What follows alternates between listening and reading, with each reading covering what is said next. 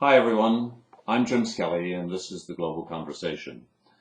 I've been away for a little while and haven't been posting my regular mini lectures, not least because I've been in the United States where I conducted a number of interviews with leading public intellectuals and academics, one of whom is Michael Klare, the director of the five-college program on peace and world security studies.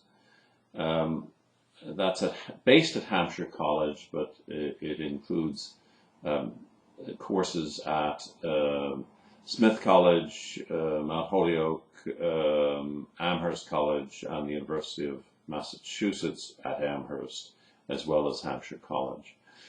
Michael is probably the leading expert on energy resources. He's just about to publish a book called The Race for What's Left. He has a challenging view, shall we say, of what faces us in the future. It isn't good, but he's also very hopeful, and I highly recommend that you take a look at that video. It's posted on our website just below this one.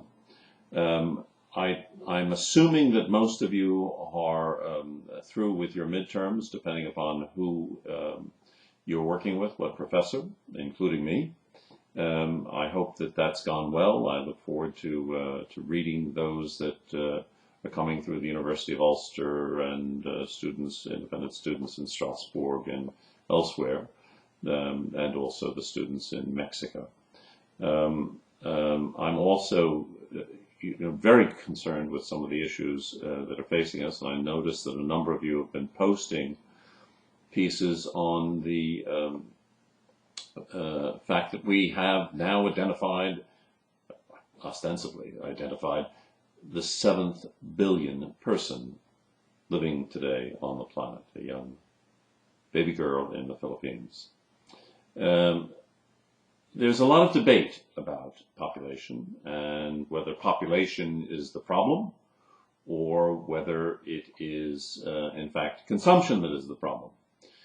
Some people would argue that the real issue is not the number of people on the planet, but the way in which those on the planet now are consuming the Earth's resources.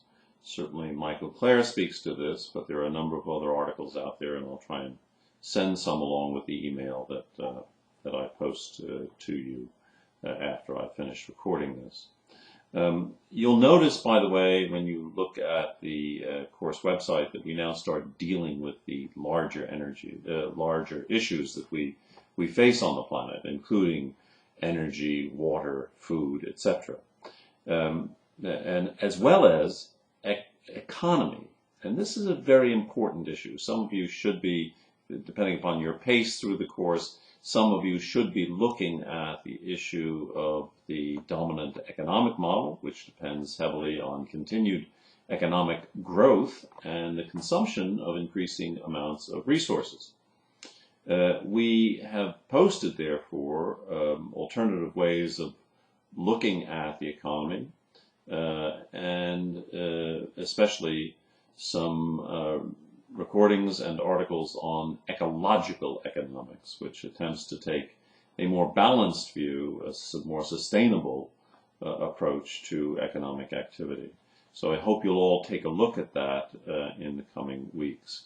Following that, we get into energy resources, etc., and Michael Klare's work is therefore very useful for you at that point.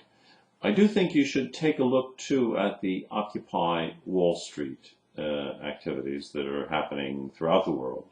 And this includes the Indignados movement in Spain and other protests against the dominant economic model. And this notion that it's the 1% who have been benefiting from the way things are organized now economically, and that the 99%, which I assume includes me and most of you, if not all of you, it's worth thinking about how we might organize economic activity so that there was a more equitable distribution of wealth, and also one that attended to the limits imposed by our planet in terms of our use of resources, and also how much, in fact, we should, in actuality, be consuming. So I hope you'll take a look at that. I will be posting a number of articles for you on population and other issues in the email.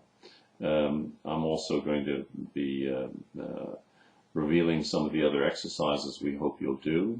I've been very impressed so far with the work that all of you have been doing in the learning circles.